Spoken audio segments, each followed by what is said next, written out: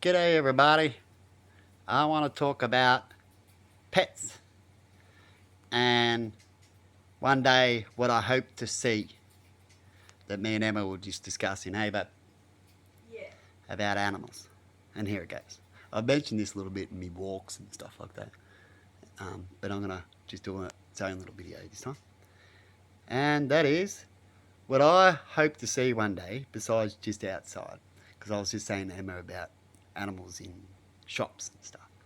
And I said, I don't know if that's going to happen just yet too quick because first we've got to prove that we can have our animals outside getting along together before we get into the shop.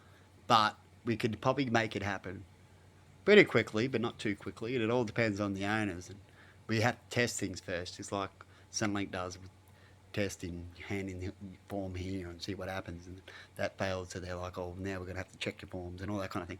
Is you got to do a test to find out for real how it works. But what you could do when it comes to animals is you can have a place that gives out animal graduations, which we already pretty much do have, right?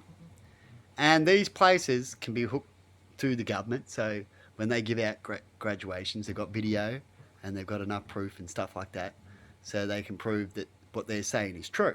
So you make sure you have all that, and you can put that away and give a copy to the people and copy to yourselves. It's just the way I can see things can happen.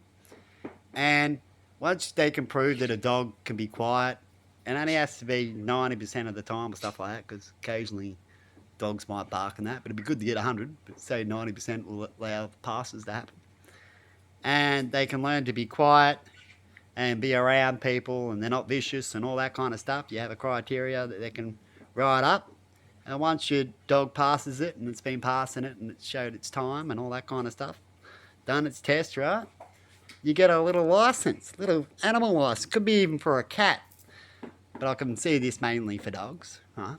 But for any animal, and you get this license, and the license says that your animal is safe to roam free in the streets or come into the shop. Doesn't cover you for anything because accidents can happen, just like humans that are good. Something can happen and things may just happen. But whatever happens, you're liable for your animal though. So you got to make sure of that. So when you get this license and you go out and you want these benefits, you just got to make sure you're on it, because if it ever goes wrong, like having a bad employee at a business, hey, they can take your business down. If it ever goes wrong, you're liable, right? If you're the bad guy.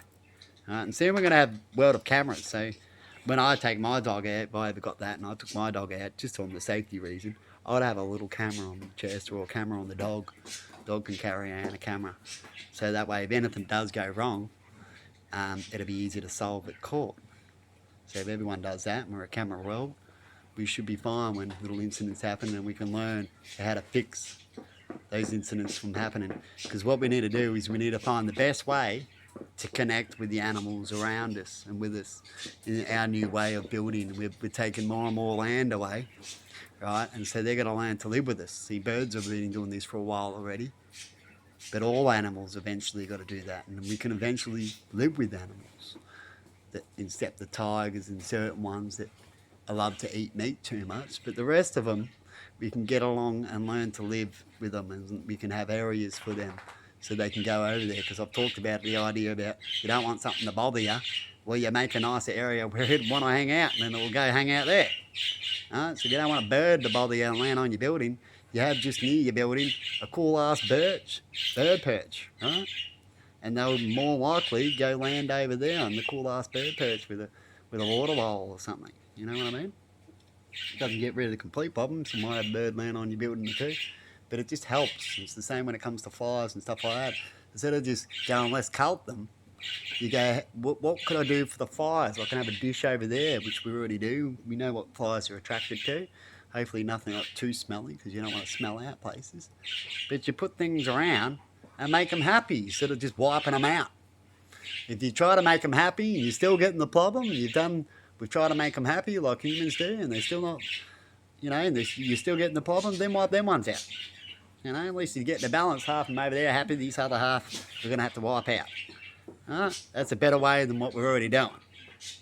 Always do what you can until you know better. And if you know something better, try to start doing that. Anyway, bye bye people. I don't want to give out too much of all my cool stuff, but hey, it's all going to get given out for free because how I see things is you might as well get it out and people start doing it because the more people start doing things, and the better for everyone, isn't it?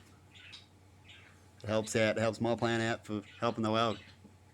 That's how I see it. So knock yourselves out, just don't put me down on things if I ever help you out. Don't say that I didn't and all that kind of stuff. And otherwise, I should be not too worried about things unless I felt that I wanted to, like an invention or something that I wanted to do. But other than that, I'd mention that. I'm happy to help out.